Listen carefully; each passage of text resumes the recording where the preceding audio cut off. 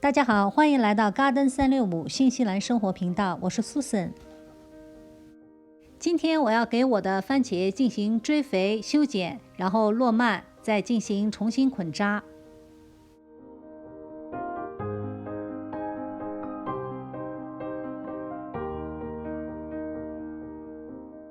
上一期视频我介绍了怎样用剪下来的番茄侧枝来繁殖番茄苗。那时候呢，番茄刚刚开花，还没有结果。现在呢，下面的花序已经挂果了，而且主茎又长粗了不少。这个伤疤就是当时我们剪侧枝的地方，现在已经都愈合了。叶子也长得更加茂盛了，而且挡住了下面的一些果实。所以今天我们首要任务就是打掉一些生长过剩的叶子。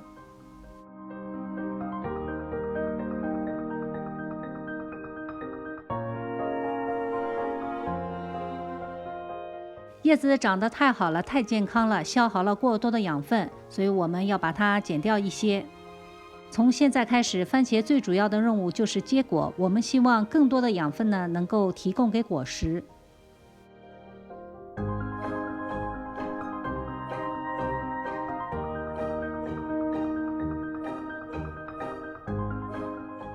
在番茄1号苗到结果这个阶段，番茄的修剪呢，我最主要是以打侧枝为主。虽然我也会剪掉一些叶子，但这些叶子都是老叶、枯叶。那当番茄结果之后呢，我的叶子修剪起来就比较彻底了。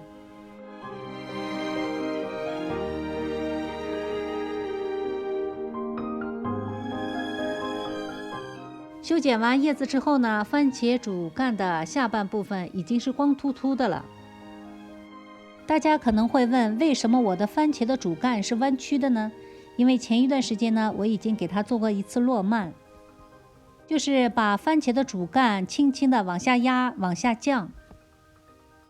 我给番茄落蔓主要有2个原因。第一个是我种番茄呢没有搭架子，是把番茄绑在一根杆子上。这根杆子的高度是有限的，那么番茄呢就不能无限的往上涨，超过这个杆子之后呢，番茄就没有支撑了。那为了多开几穗花，多结几串果呢，我就把番茄的主茎往下降，这样呢依然能够很好的将番茄固定在杆子上。下面我就示范一下我是怎样落蔓的。首先我们把固定番茄杆的绳子解开，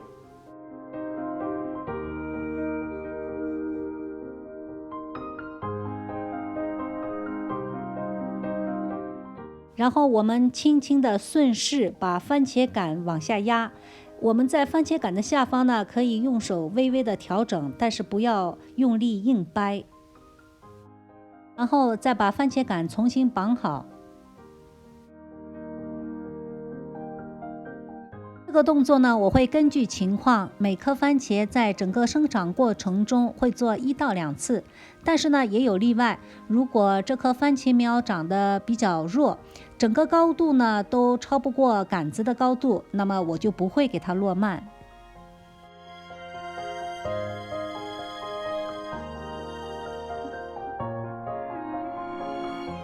现在番茄的顶端又多出了更多的空间，可以让它继续生长。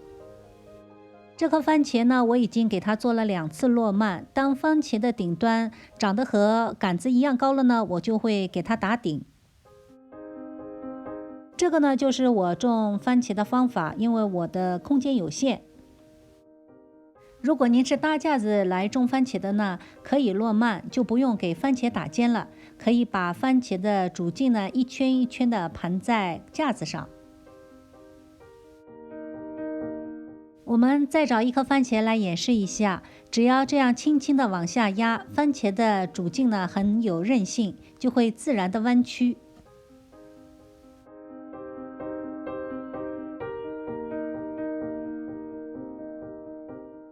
这颗番茄落蔓后，它的主茎弯曲成了这样的形状。上半部分我们还是要用绳子固定一下，旁边长出来的侧枝呢，同样的给它剪掉。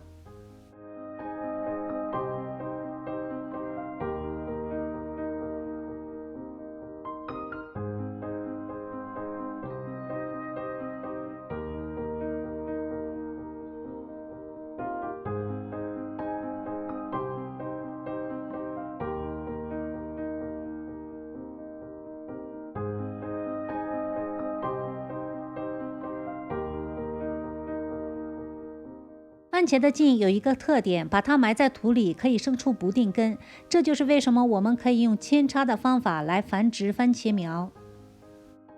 利用番茄的这个特点呢，我们可以在追肥的时候用土把主茎的一部分给覆盖上，这样它就能生出一些不定根，可以吸收更多的营养呢，供给果实。这次追肥呢，我加了一些鸡粪和羊粪的混合颗粒，当然了，还有一些雪谷粉。然后呢，我们就可以用土把肥料覆盖上就可以了。主茎的部分呢，我就把和土壤接触的那一段呢给覆盖上土，盖的并不是很厚。不定根很快就会从接触土壤的部分长出来，然后向下伸进土壤吸收养分。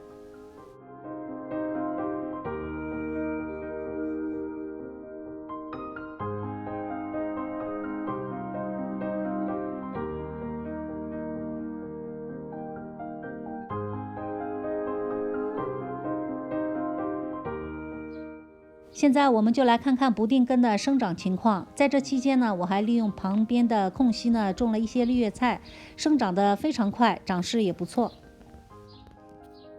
自从菜长大之后呢，好像鸟来刨的次数就少了很多。原本呢，我一加好肥，如果不加铁丝网罩着，鸟呢就会过来把肥料和土刨得到处都是。种了青菜之后呢，裸露的土壤的面积小了，好像鸟来刨的次数就少了很多。让我们扒开菜叶，看看不定根生长的情况。我们来挪动一下，主茎已经移不动了，说明不定根已经扎到了土里。且呢，番茄已经长到了杆子的顶部，上面呢也被小雀瓜给罩住了。所以今天我就要给它打尖，上面已经没有它的生长空间了。今天我向大家介绍了我是怎样给我的番茄追肥、修剪、落蔓、培土、打尖。这是我根据自己有限的种植空间总结出来的一点个人的种植番茄的经验，希望能够帮助到大家。如果你也喜欢我的视频，非常欢迎您订阅我的频道。谢谢大家的收看，我们下期再见。